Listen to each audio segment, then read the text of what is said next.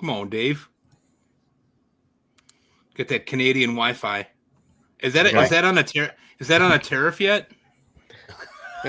Yeah, am I allowed to talk to you, or can I only say like 25% of what I need to say? Or I was just asking if Canadian Wi-Fi was on a tariff yet. There's a lot of All things. Right, we're gonna leave that in. We're live. Welcome to the Fantasy Baseball Beat, part of the Pitcher List Podcast Network. Thank you so much for joining us. My name is Torres. I'll be your host today. We've got a great episode for you this evening. We'll be joined by Nate Schwartz, who is one of our colleagues here at Pitcher List. Nate just won the 2025 FSWA Research Article of the Year Award. So big congrats to him for that awesome accomplishment. We'll be talking with him about his award-winning article, as well as some of his other recent work. Of course, I'll also be joined by my co-hosts, Mike Carter and Dave Funnell. Mike will be telling you about some relievers who have moved up and down his ranks since spring training started based on some news or their performance. Dave will be updating us on the recent injuries that you need to know about and how you should be reacting to them. All of us have also picked out one stat from spring training that has caught our eye so far and that may be changing your evaluation of certain players. Excited to have Nate hanging with us for all those segments, as well as our mental health minute at the end of the show. So let's bring in Nate. Nate, first of all, congrats on your award. Thank you so much for joining us. How are you? I'm good. Yeah, thank you guys for having me, and thank you for the kind words. It's really neat to be recognized in the industry like that, and just a very cool experience all in all, and pretty cool to see, Pitcher List's data, and again, my writing getting out there in the universe like it had last year. Yep, very cool, and it's well deserved. You were telling me off air about the experience of getting that call that you won the award. So tell me a little bit about what that was like. Like, what was your emotional reaction? What was that like to get that phone call? Yeah, I was honestly honored enough to be a finalist. I thought that was, unbelievable in its own right, and didn't necessarily think I was gonna, come away with the hardware.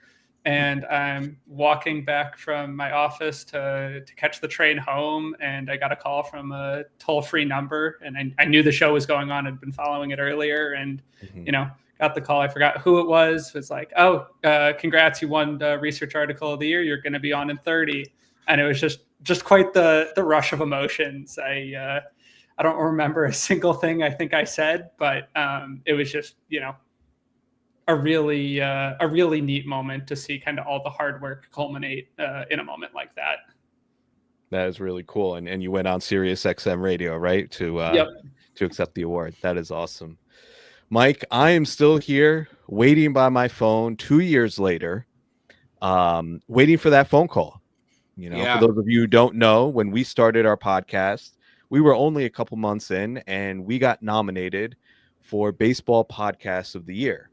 And it was a shock to even be nominated, because it was with some other great shows, Rates and Barrels, and may have been a Pitcher List show. I mean, we didn't expect to win, but when it came down that it wasn't us, I was a little disappointed. So I've been sitting here by my phone for 2 years, just looking, hoping that one day it'll come. But I think you're just really hoping that the phone will ring at all for anything. That anybody wants to talk. That anybody will call you. It'd be a miracle. That isn't paying to talk to you. Yeah. That's why I've got these AI chatbots now. I'm not nearly as lonely. I don't need I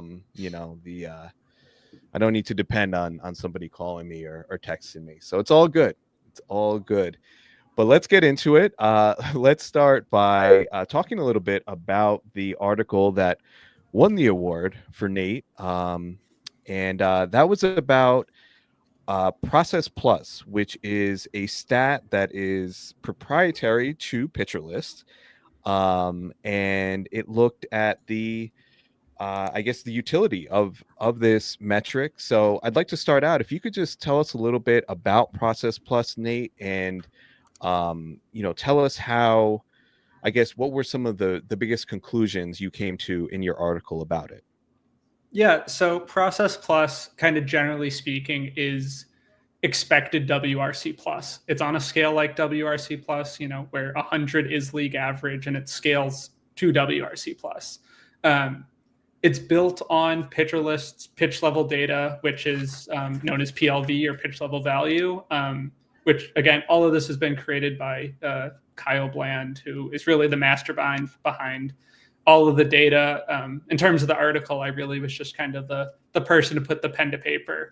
But we have this pitch quantifier in PLV that's, like the stuff and location models you see out there, but this takes both. So kind of closer to the like pitching plus that you see on Fangraphs.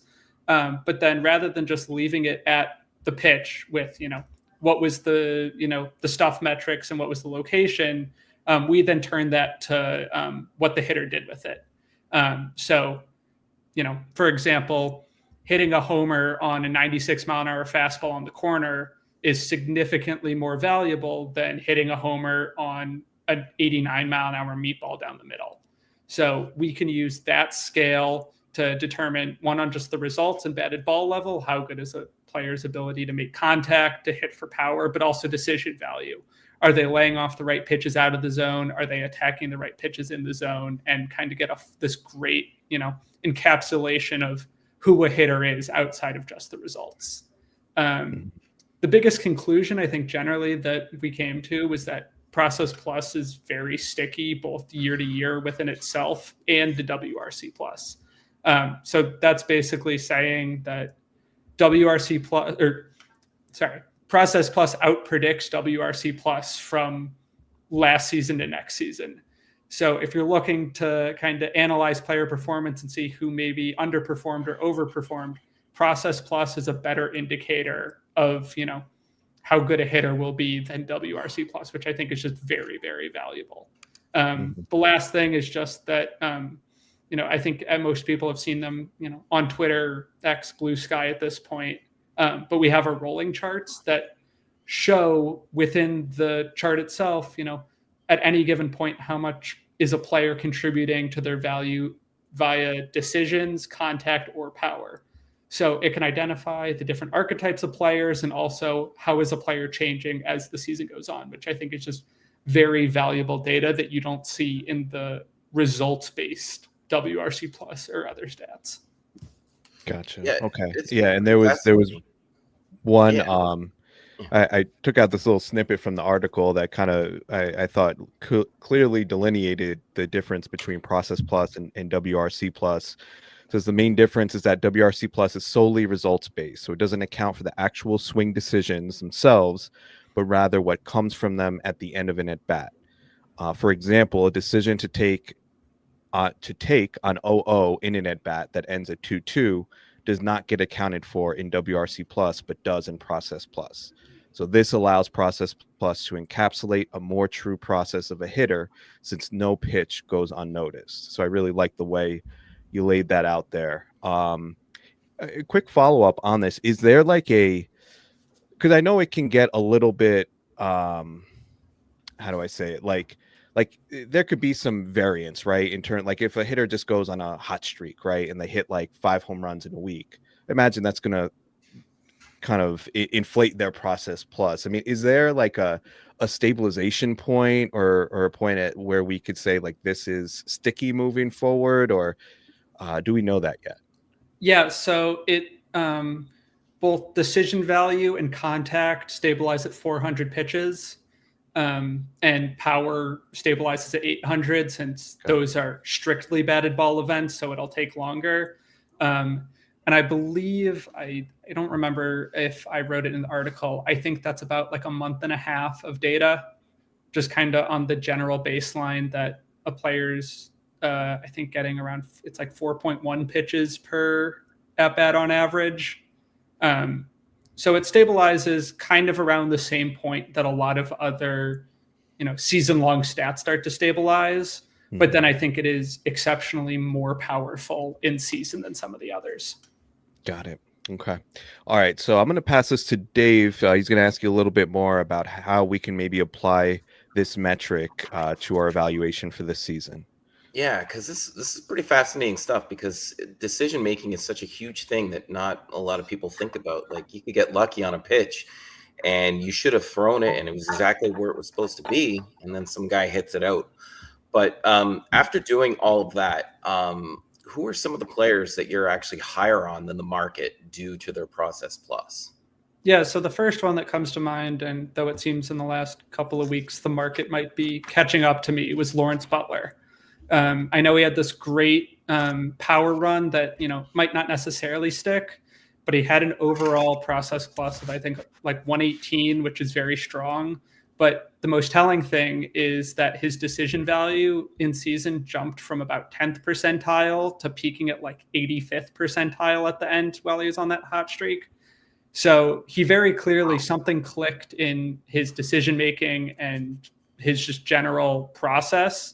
And even if it doesn't hold at that peak and trickles down to closer to league average, I think he's still a super productive bat that I'm willing to take the gamble on, and I'm not as worried that he's going to have the regression that I think people might be wary of with a young player like that. Okay, so Lawrence Butler is someone we've talked about, certainly. Someone that I'm definitely willing to take at cost. So Process Plus is telling you something clicked last year, and to buy into him for this year. Anybody else that stands out in Process Plus that we should be more aggressive on in drafts this offseason? Yeah, the other two that stick out to me that I'm making sure to grab just about everywhere. The first is Taylor Ward. He's got excellent decision making and excellent power, and his 121 process plus is not something you see kind of at that like pick 170, 180-ish range that I'm absolutely grabbing. I think it's a very bankable 25 homers, 250 average, which again, that late in the draft, you don't really see without taking a gamble on a player to, change. And we've already seen it. The other one is Xander Bogaerts, dependable vet, but he's got a 104 process plus, which above average at second base is a pretty rare combination, especially a little bit later in drafts because second base falls off so precipitously. He's also got the homer and stolen base, like 15-15 potential. And I think that's kind of a great last grab to jump at before second base falls off a cliff, but you don't have to pay the cost for one of the more expensive options. Beautiful. All right. So Taylor Ward and Xander Bogaerts. Yeah, Ward is someone who I think like maybe his name is just super boring, or like the name itself, or maybe because he plays for the Angels, but just seems he doesn't get a lot of love in fantasy. But even if you plug in his bat X projection, like I have pulled up here one of these like auction calculators, he comes out more valuable based on his bat X projection than a guy, Mike, I know you love. I'm just kidding. O'Neal Cruz.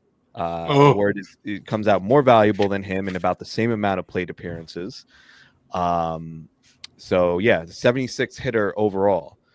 And again, like Nate said, he's going around pick 170, 180. I think he's just a guy who plays every day. First of all, a lot of the players going in that range you're getting into platoons. So Taylor Ward, an everyday player who's going to have, a slightly above average batting average, above average power, above average counting stats, and chip in some steals as well. To me, he's just a absolute smash. So I'm with in agreement with Process Plus there. All right. So let's actually, before we move on, can you tell our list, like, is this behind the Process Plus leaderboard? Is that something behind the PL Pro leaderboard, or where can listeners go to find that? Yeah, it's behind PL Pro, but with PL Pro, you get access to all of the rolling charts, all of the data.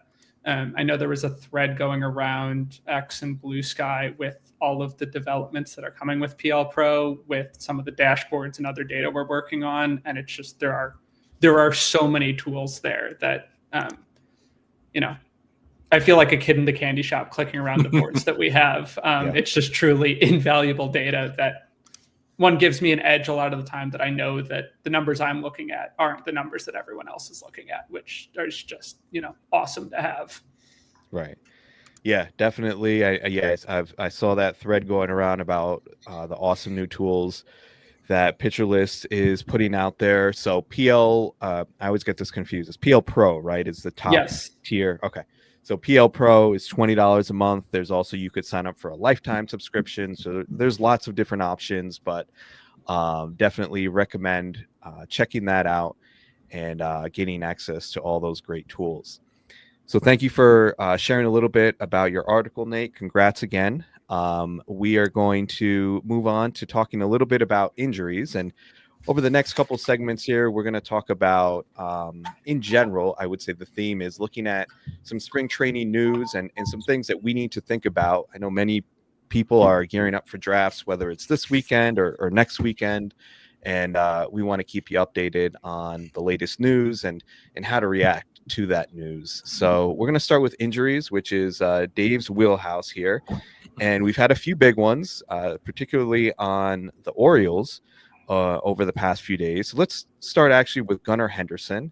If you could tell us where things are at with Gunnar and what we can be expecting here for whether he's going to be ready for opening day. Yeah, so last week he fell awkwardly on a play, and it was originally viewed as a precautionary exit, but he ended up sitting through the weekend. He said things were improving, and then all of a sudden there was a new diagnosis that it was a mild intercostal strain. So what that is, it's a tear or an overstretch of muscles in between his ribs. And it can make for painful things such as like breathing. It's tough to do. Now, the team said that it's very mild, so they didn't give a grade level. If it was a grade 1, which is the most mild there is, it's a 2 to 3 week absence, and anything more can be up to 4 months away. Right. They're saying that it's very mild, and he should be okay in time for opening day. But if we hear anything about, it's any delays or any setbacks or an upgrade in the grade, chances are he's going to miss some time to start the season. But for anyone who's worried, just a reminder that last year he had an injury in spring, and he came back and had the greatest season that we could ever imagine. So I'm not too worried about him just yet, but it is something to keep an eye on to make sure it doesn't get any worse. I just had a friend of mine who texted me and is in a draft, and he started with Gunnar as his first pick at like number 6. And he's drafting right now, and he hadn't heard about the injury. And I said, boy, today you better make sure that you get yourself a backup shortstop. So he was just messing around and said, I want to take Brandon Nimmo. I said, no, right here you should take Jeremy Pena. So he did. And that should help him out, give him a little bit of insurance there in case something is really wrong with Gunnar. I just never trust it. The teams say stuff all the time. You got to be really be mindful. Yeah, we've let learned me throw this. If I could just ask Nate, because we were talking offline about your TGFBI draft. You were, I think, pick 14, if I'm not mistaken. 15, yeah. 15. So let's say that draft started a few days later. Let's say you were on the clock, round 1, and Gunnar was still on the board. Given what we know about the injury right now, are you taking him there or no? Absolutely. You are. Okay. I think it's a complete gift to get a player like that at 15. It opens up, especially my 2 picks at 15 and then 2-1 were Yordan and Jackson Chourio. Ooh. And if I ended up going with Gunnar instead of Yordan and get all of those extra stolen bases, like I think far happier that way than the way I went. Oh, that is, both of those are really sexy starts, though. I like that very much. Yeah, I think I asked the question because I think a lot of people are going to be faced with that. If we don't get any other news on Gunnar, which I don't think we will, like people who are drafting this weekend may face that situation. End of the first round, early second, where people are going to pass on Gunnar because of the injury.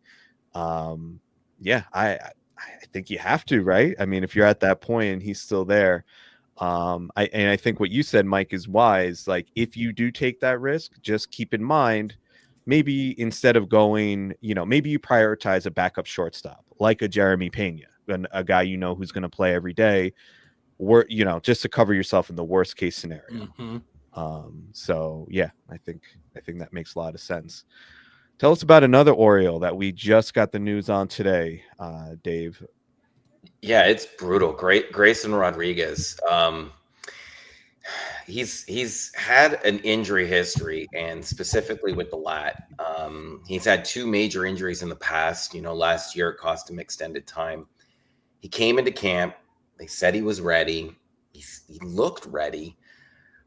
But there was an interesting side note that he was actually trying to change his delivery to prevent a future injury. And to me, that's a very major red flag.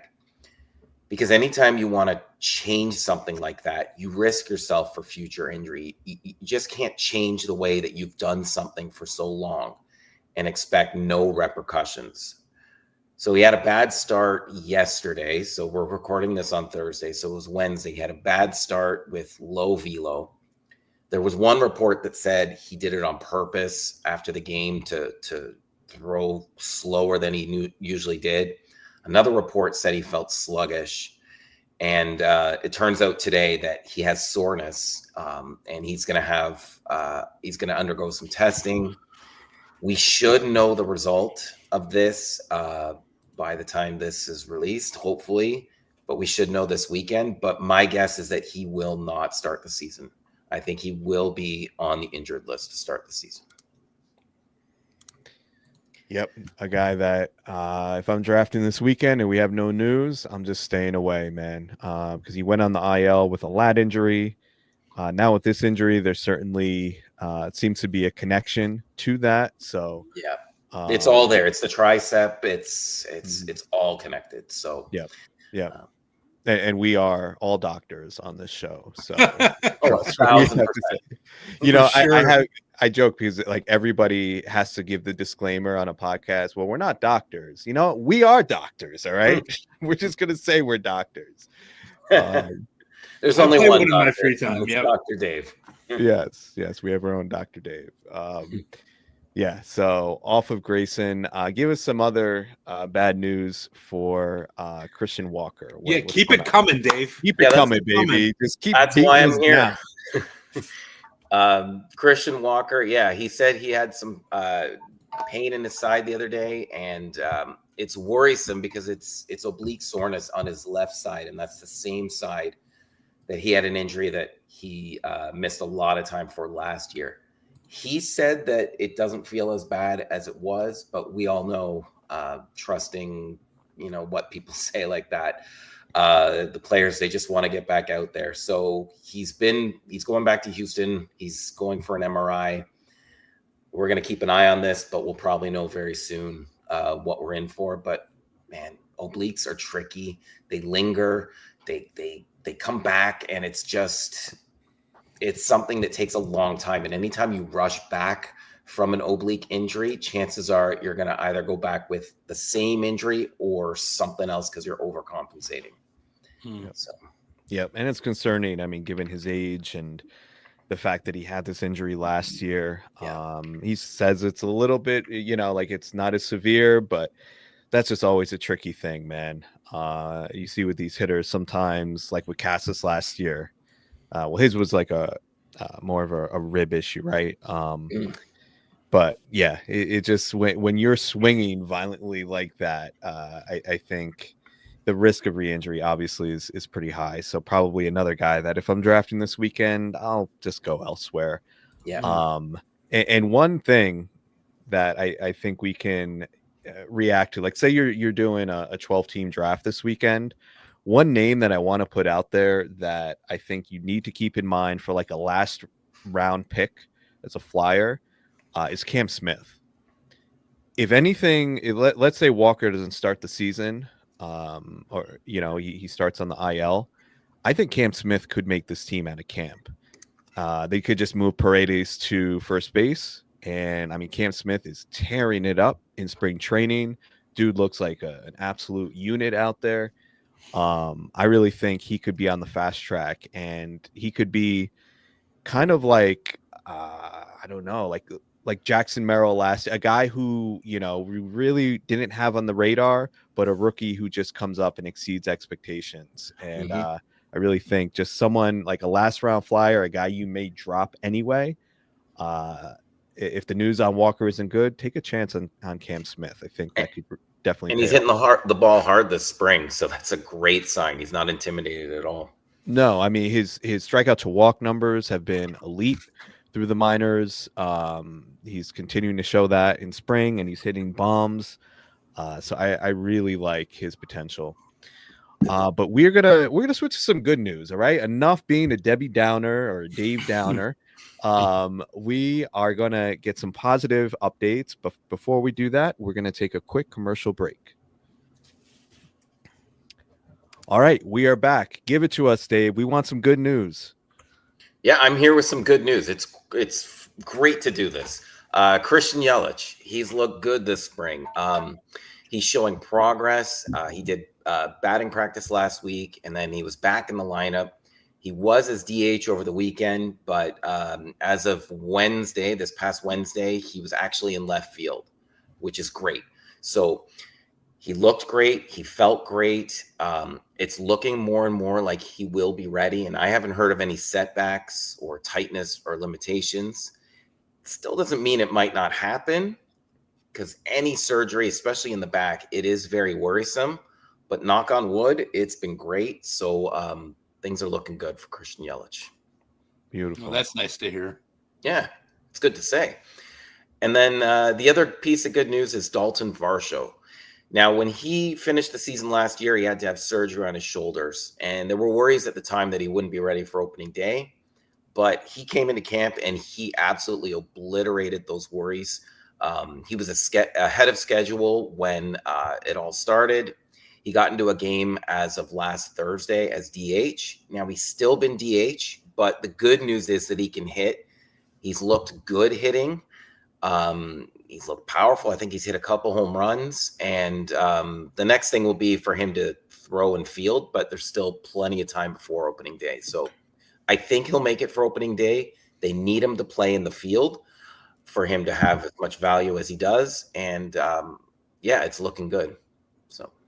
All right. Thanks for the good news. So Christian Yelich and Dalton Varsho looking like they are ahead of schedule here. All right. We are going to take a look again at some of Nate's work. And I wanted to look at this article. And maybe it's a little bit self-serving because I have been very in on this player. And it just so happened that this was Nate's last article. It was about Zebby Matthews. And title of the article is Zebby Matthews is our next favorite command freak. Now, we're recording this on Thursday, and Zebby Matthews did pitch today. We are waiting to hear. Apparently, he rolled his ankle trying to field the. I don't know the specifics, but there's a potential injury with Zebby Matthews, and I'm like, no, I'm not changing the whole outline now. And but it looks like it could be precautionary that they took him out. But anyway, let's go under the assumption that he's okay. I want to kick this to you, Nate. Tell me about Zebby Matthews and what you think he needs to do to take a step forward this season. Yeah, I think he just simply needs to, flex the command that we were all so excited about when he got called up late last year. He went from this like sub 3% walk rate guy all throughout the minors, just, carving up minor league hitters. And then, it was only 6% in his short time in the bigs, but that's still double for a guy who, kept giving, prevented free passes very frequently. So like, there's obviously going to be a dip when you're facing the best hitters in the world, but that just seems very extreme for a guy who has, pretty good stuff. And I don't think this is a situation where his stuff was so nasty that he could basically throw everything down the middle against, poor competition and get away with it. It seems like he did have the kind of the art of pitching down and was able to locate well. And he has this amazing slider, but, a good fastball, an average cutter, average changeup.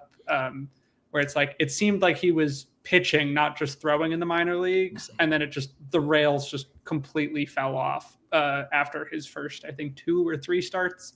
So I think he's fully capable of getting to kind of the edge of the zone with his fastball and his cutter. I was looking while writing this, his game logs of like where he gave up damage.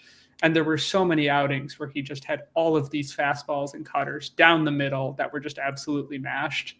And that just doesn't line up with the scouting reports. He's got a wipeout slider that gets whiffs. And if he's able to, be a little more picky, even if he's not throwing as many strikes as he once was, he should have the confidence to succeed given what his skills are. Mm-hmm. Yeah, and what's interesting about him too is that he really could get an opportunity there, because outside of their big 3, I mean, they're throwing Simeon, Woods, Richardson, and Chris Paddock. I mean, Zebby Matthews should be part of that conversation. Absolutely. Given the news of the injury, it's interesting because it's, I think, between him and David Festa as the pitchers on the outside looking in. And unfortunately, something like rolling your ankle and missing a start can be the difference between 25, 30 innings of, where does Paddock or Simeon, Woods, Richardson get hurt? Who's the first guy they go to that can run with it? But I also know the Twins probably think that they should be winning the AL Central this year. And if those guys aren't producing, I could see them having the quick hook on both. Right. It seems like it could be, if this is anything, this minor injury, I feel like it's just provides nice cover for some of these teams to like just roll out some of these retreads and maybe keep these guys down for a little bit. So the Twins, I know they're in the mix there, but I don't know how, these teams are notoriously cheap. So sometimes they'll manipulate things. But yeah, I mean, Zebby Matthews was a guy who I'm pretty sure he led the minor leagues in K- walk percentage, if I'm not mistaken. I believe he did. And his walk rate, he had like a 1% walk rate, which was like by far and away the best of any pitcher across all of the minors last year. Right. That's just absurd, man. And we always talk about like, we have so many metrics now, but really if you just look at K- walk percentage, that's going to get you like 75% of the way there. So any pitcher who is capable of doing that, of putting up those kind of dominant K- walk numbers in the minors has my attention. But let's look forward again under the assumption that Matthews is okay. And I'm going to kick it to Mike to ask you about, what you're seeing so far. What do you think about him, and where are you targeting him in drafts, Nate, in terms of what you've seen so far in spring training? Yeah, I mean, I'm absolutely jumping at him. The first outing, he was up, 2 ticks of velocity on everything. It's kind of settled back down to about 1 tick, which he even held today. And I know you have to take spring training velo numbers with a grain of salt. Sure. But the more interesting thing is that his pitch shapes have altered somewhat significantly, it seems. And it doesn't just seem that these are StatCast misreads. I think it's pretty legitimate. But he's added 3 to 4 inches of arm side movement on just about all of his pitches, which gives him this true gyro slider that just basically cuts straight down.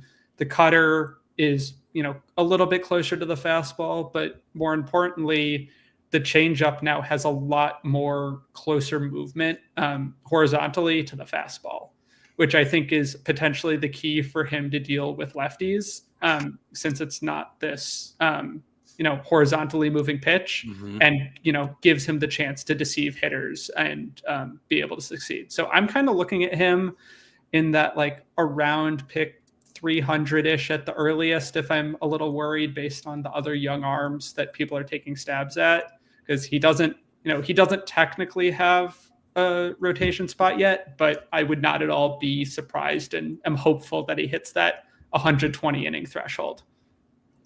All right. Someone that you could probably take, again, if you're in a 12-team league, one of your last picks, and just see what happens if he does get that rotation spot. Or you could go, and if we find out that Zebby is hurt, David Festa is, I think, another guy to take a look at in that Twins rotation, kind of a similarly high upside pick at that point. All right, Mike, we got to do it. We got to talk about bullpens. We're going to label this segment bullpen BS because there's always BS going on in these bullpens. I don't know how you do it. I really don't. Like, just the whole concept of chasing saves. I mean, there's like a sickness to it. So I know you've been writing about it for a long time, so you follow this as closely as anybody. So my first question to you in regards to bullpens is, who's one reliever that has moved up your ranks due to either their performance in spring or some news that has come out about their bullpen? Well, I had Jeff Hoffman ranked pretty highly, as you guys know, right off the bat. The injury concerns to me were a little bit overblown, and I think that there was some, detritus that was left after that contract mishaps and what was going on with Baltimore and Atlanta. Toronto still gave him a lot of money to come up there and close games. And I had him ranked as like my 12th closer off the board, and people told me that was too high, and I understood what their concern was. It seems like that's starting to become more of the de rigueur style here. We're seeing him. He's had 2 appearances in spring training so far. And like Nate said, you don't want to put too much stock into what you're seeing with the velocity. But what I do put stock in is that he's faced 6 guys and struck out 4 of them. And to me, that is a nice little segment. Obviously, a ridiculous sample size that we don't want to make decisions about. But seeing him come out and be healthy, I think, is really key. Another one, too, that's been healthy and made a couple of appearances is Jordan Romano. So he's sort of somebody that I think is going to start climbing up the ranks here in March as we get closer to spring training if he continues to prove that he's healthy. He hit 98, I think, on Monday when he threw.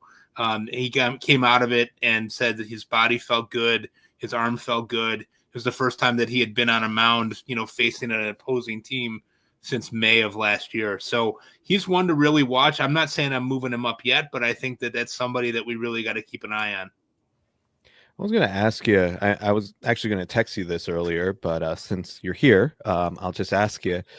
Jose Alvarado is someone I see getting some buzz. I mean, it seems like he's coming into camp on a mission. I know the velo is up. He's looked dominant. I think he pitched well again today.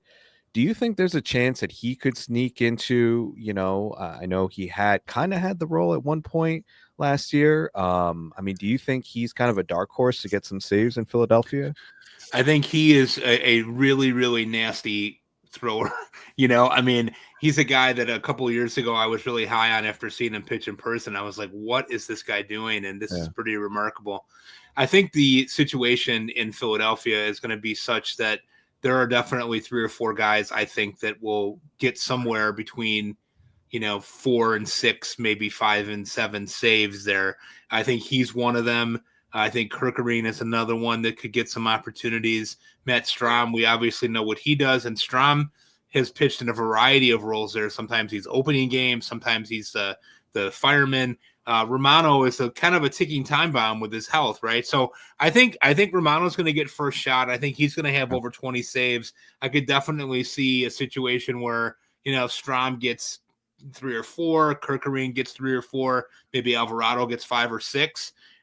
They have a really kind of deep bullpen with those first 4 guys. And then after that, it's a bunch of question marks, but I think that they really want to try to use those guys to make it a 5-inning game, for their starters and then turn it over to this wicked bullpen. Mm-hmm. Yeah, they've definitely got some good arms in there, but it seems like it's maybe a little bit of a mess, especially if, let's say, Romano doesn't hold up. It could really be a mess. Yeah, I think if Romano doesn't hold up, I think the first guy up would be Kirkerine.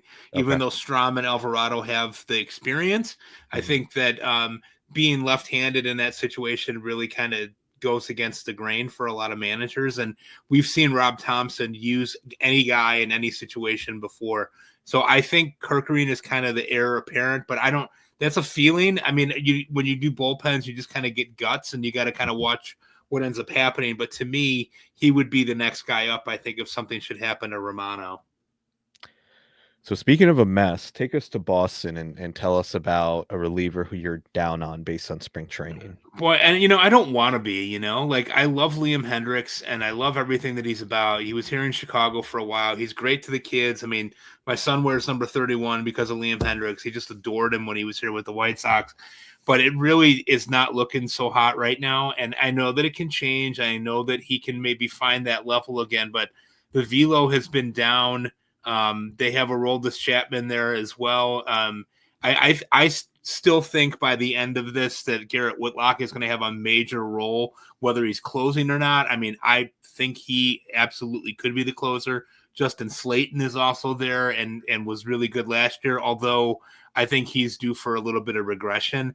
I really want to believe in Hendricks doing the job, but I think that you're just as likely to see a guy who has an ERA approaching 5 and is walking the tightrope every night. If he can't get the velo back, I think he's really gonna struggle. And I know he's a great story. I mean, he's guy beat cancer. He's coming back from the serious arm injury, but he's appeared in I think 3 games so far, and he's really struggling to get guys out. And I hope the best for him, but I'm real nervous about taking him in any drafts.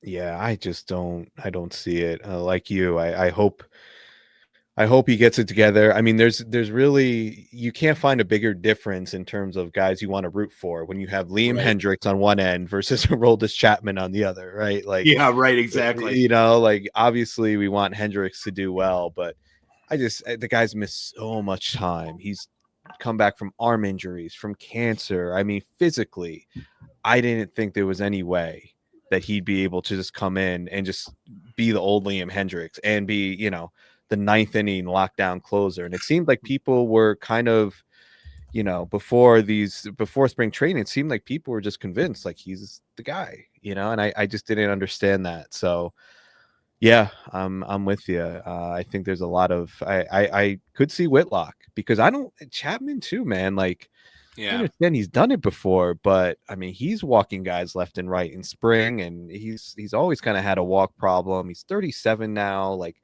I don't know. I maybe there's a dark horse like Whitlock that kind of emerges there. So, all right. Well, anyway, as always, good stuff. I know we'll be checking in with you all season on the bullpen info, but we are going to talk about some spring training stats that you should be aware of. But before we do that, we're going to take a quick commercial break. All right, we are back. So listen, I understand spring training is, we can't get too worked up. I mean, it is the small sample of small samples, right? So we're not going to point to any one stat in this segment and say, this totally changes a player's valuation, except me, I may do something silly like that, but for effect. But let's get right into it, and I'm going to pass it to you first, Nate, and tell us about a player or a stat from a player that's really caught your eye and maybe just making you reconsider your stance on them. Yeah, it's funny because usually I use spring training stats to only validate things about players that I like. Well, most of us do, yeah. But one that caught my eye on a player I was previously out on was Christian Encarnacion Strand setting a 114 max EV yesterday or 2 days ago. I think his highest in the bigs is 113. And he's coming off this, I think, pretty brutal fractured wrist. And one of the biggest things that you see for hitters coming back from wrist injuries is that their power is completely gone. Mm-hmm. And setting a really strong exit velocity like that, says to me that he's healthy, and his draft price and his projections just don't line up with where he'd be if he's healthy. I believe he was going around pick 100 or 115 last year as this really popular pop-up guy. And I think he's around pick 250, and projections are saying he's going to hit 16 homers in 95 games after he hit 16 in 63 games in 2023. Mm-hmm. So that feels like a great dart to throw that late in drafts. He had 70 raw power in his prospect reports when he came up. Mm-hmm. And again, if he's healthy, I don't see why, he doesn't live up to that and is playing in Great American Ballpark, that he could get to 25, 30 homers, pretty much without question. Mm-hmm. Yep. I love that call. Especially, I mean, there's really not, like you said, the price is perfect to take that risk. I mean, he's going around like pick 240, 250. And I think most of the formats or platforms I'm looking at are around that range. Yahoo, NFBC. So very reasonable price. Dave, also just wanted to ask you, Spencer Steer. I mean, he's kind of out of the picture right now, right? At least for the time being. Yeah, he's right now he's not doing anything. He still hasn't been throwing, and there's no timeline for him. So I love this call for Strand. I mean, he could even gain third base eligibility, I think. So it's something to keep an eye on. And yeah. I think the other thing that we saw last year is, even though they have all these exciting bats, they still are desperate for offense. Mm-hmm. And it's like, if this guy is going to hit, he's going to play every day. So like, I'm not at all buying the like 350-ish plate appearance projection that most places have for him. Mm-hmm. He's healthy. He's going to get 550, 600 easy. Yep. I love that call. I think if you're drafting this weekend, make him a priority target. You could either, I don't know about making him your primary first baseman. I think it's doable, but definitely as a corner infield option. Like Mike, I know we were talking earlier today. You were in your TGFBI draft, and you were thinking about taking Cassis at around pick 140. Yeah, I think you'll do just as well taking Strand at pick 240. Right. To fill that corner infield spot and look elsewhere. Yes, I did not end up taking Cassis, for the record. Okay, good. So, all right, good stuff, Nate. Let's pass it to Dave. What is one spring training stat that has stuck out to you? For me, every spring training, I like to look at team stats and see if things are changing from year to year. And one of the things I like to do is look at team stolen bases, just to see if teams are starting to run and maybe changing their philosophy. Now, it's really early now. We're only a dozen games in, but right now the Cubs, the Nationals, and the Royals all have the top three stolen bases. So it's good to know that the Cubs, I know they wanted to run more than they did last year. So hopefully maybe when Nico Horner comes back, he'll start to run, because I know he had a disappointing first half. The Nationals, they took the league by storm last year. They were running a lot then. It looks like they're running a lot now. And even the Royals too. I know Kyle Isbell and Makai Garcia, they're both starting to run in the spring. The only other things that I saw that were pretty interesting, though, were that the Rockies were 7th and the Twins were 8th. The Rockies with 13 stolen bases already in spring. Last year, they had 85 as a team regular season. So I don't know if they're trying something new or not. I know Zach Veen, their prospect, he's running wild this spring. So that has a lot to do with it. But it's just something to keep an eye on there. And then Minnesota, who was last in the league with 65 stolen bases last year, they're, like I said, they're 8th and they have 12. Nobody's really standing out except good old Byron Buxton, who has 2.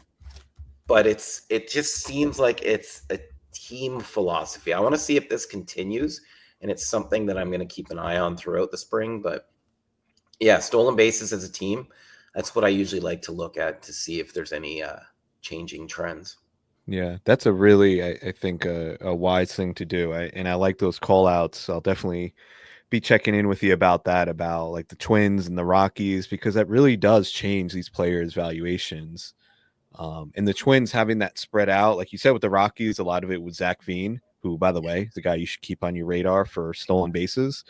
I think he'll be up, and I don't know if he's a good baseball player, but he's going to steal bases. So keep him on your watch list. But the Twins spreading out the stolen bases, maybe it is a shift, right? And that definitely changes the calculus for some of these guys like Willie Castro, who was way down last year, even Buxton. I mean, though we know Buxton's going to pull something, right? If he attempts too many stolen bases. So definitely. But the Nationals, I mean, no surprise that they're at the top of the list already.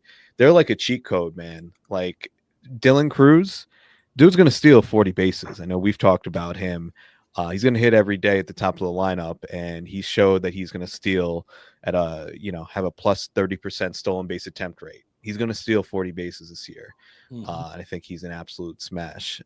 So that is, I know Adam Howe, who does On the Wire for Pitcher List. He's big on monitoring that, and I think there is a lot of value to be gained by paying attention to that.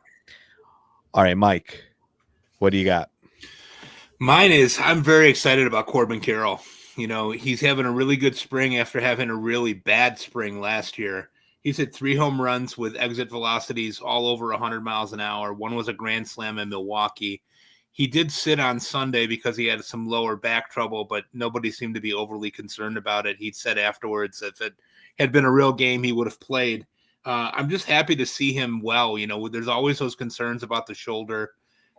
He got off to a really rough start last year and kind of stayed stuck in that.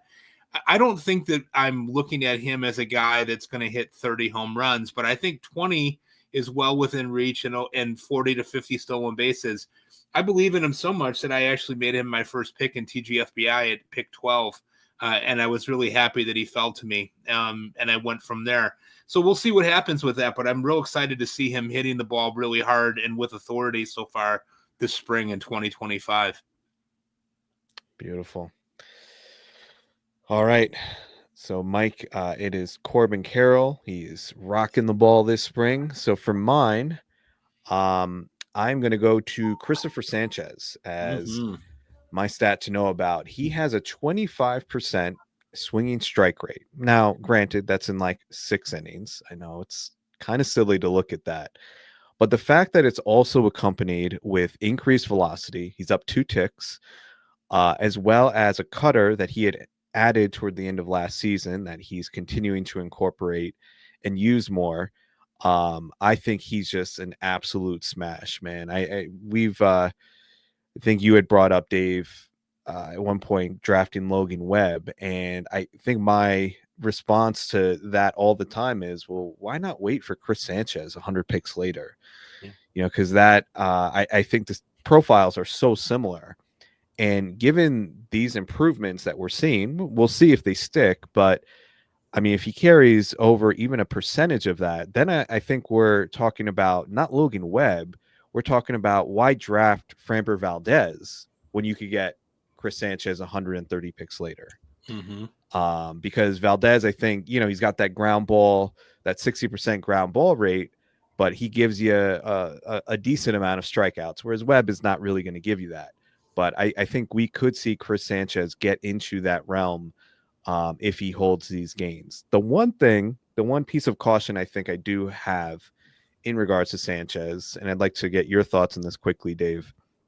He had a pretty significant innings jump, which I didn't realize. Like, I just kind of assumed like he went 180 last year and, you know, he's just kind of now like a workhorse. But then I was looking at his Fangraphs page, and I think the year before he only had like 90 innings. And so that was a big jump for his career in terms of total innings pitched. So any concern around that, Dave, or is that something that you don't really believe in? That I believe it was called the Verducci effect, right? A pitcher increasing his innings by so much. I mean, do you care about that or no? I do and I don't. Like, I do when I think of someone like Luis Gil right now, but when you think of Sanchez, I think a lot of his struggles last year were just, it was fatigue, but he was able to maintain and stick with it. So I'm not overly concerned about him this year, knock on wood, because I do own him in a few leagues.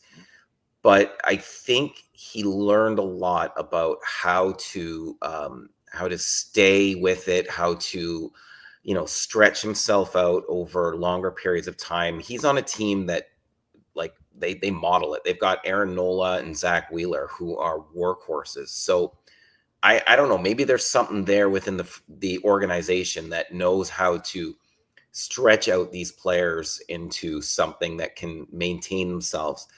I know his performance, it dropped a bit last year, but like I said, I think it was just fatigue by the end of the year. I love everything about him this year, and I wholeheartedly agree with you.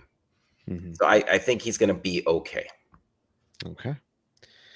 All right. So a few names there for you. We got CES, Corbin Carroll, Chris Sanchez, and some stolen base trends that you should be paying attention to.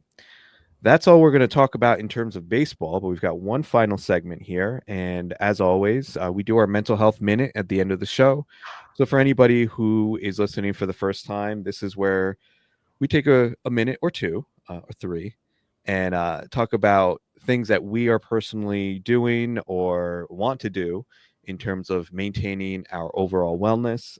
We hope that people can listen to this and maybe get some tips or things that they take away that maybe they could apply to their own lives. So, hoping you can walk away with a helpful baseball tidbit, but maybe something beyond that as well. So we're going to start with Nate.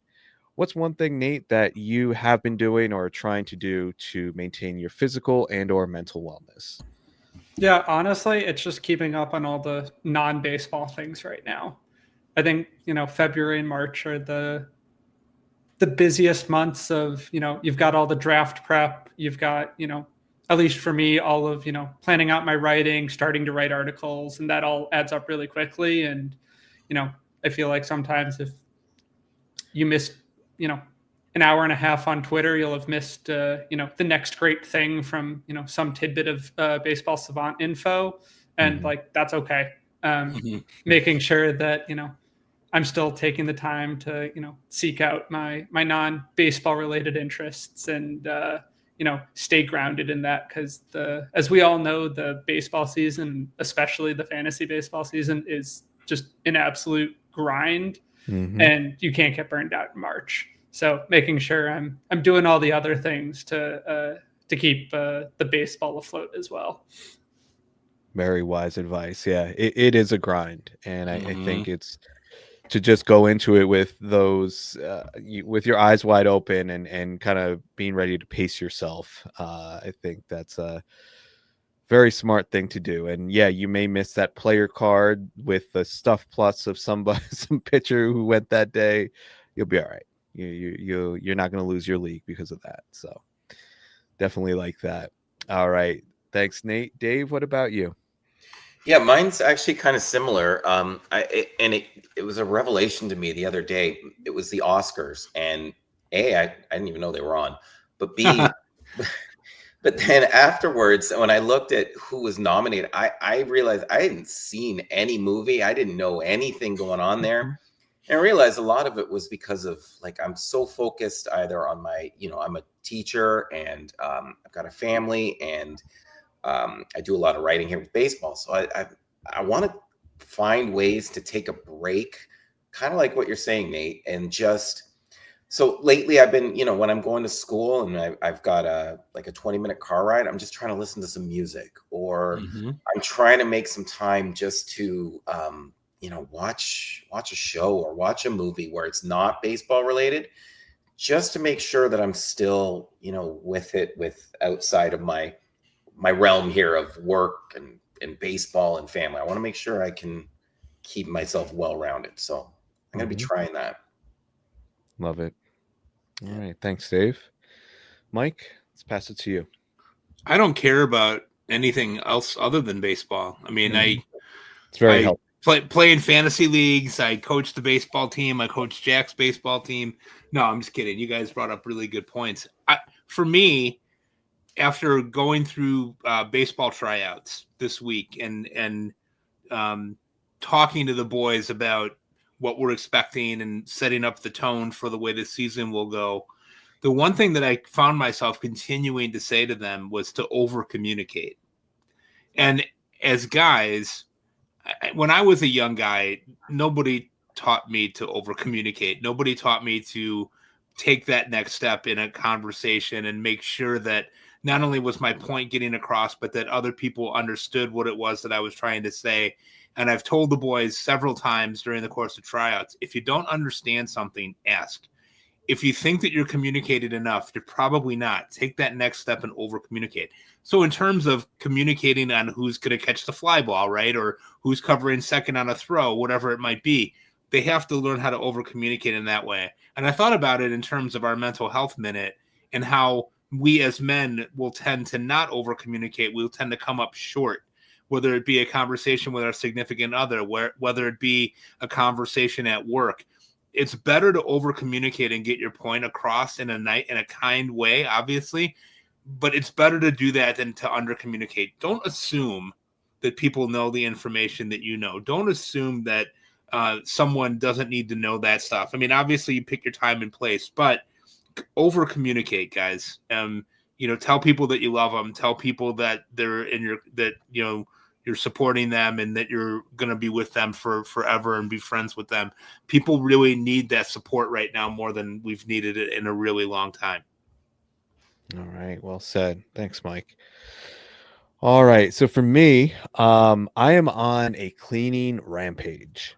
I am on this kick where, I talk about spring cleaning, and it's not just because it's spring. It just happens to be that time of year. But I just reached a point where I was looking around my house and I'm like, I have too much clutter.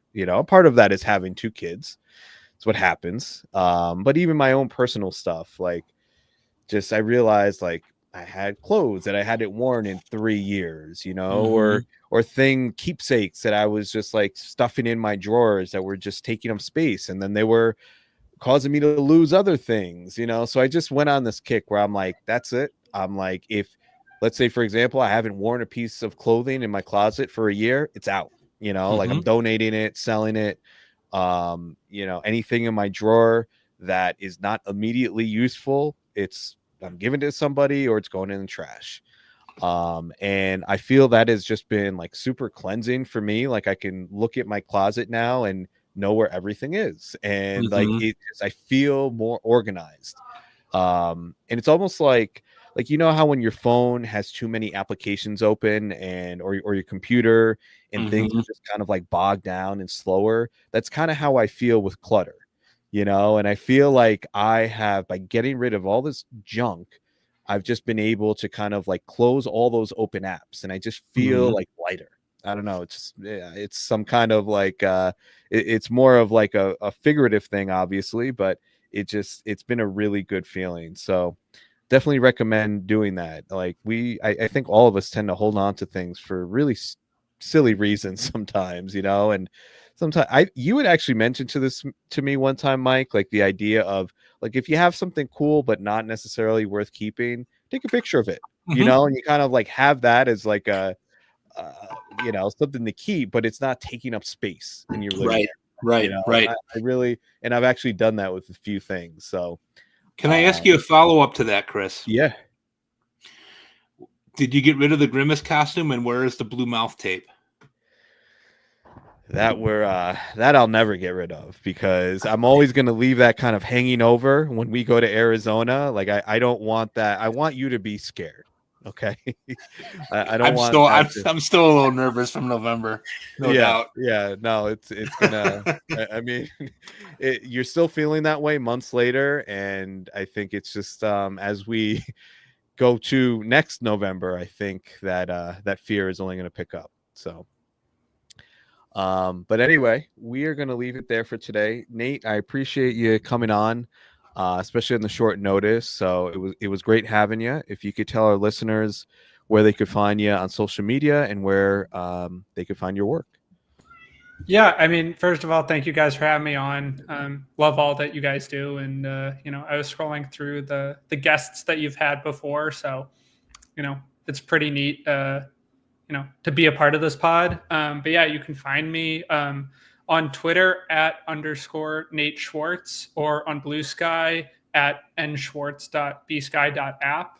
And then I'll be, writing at Pitcher List weekly throughout the season.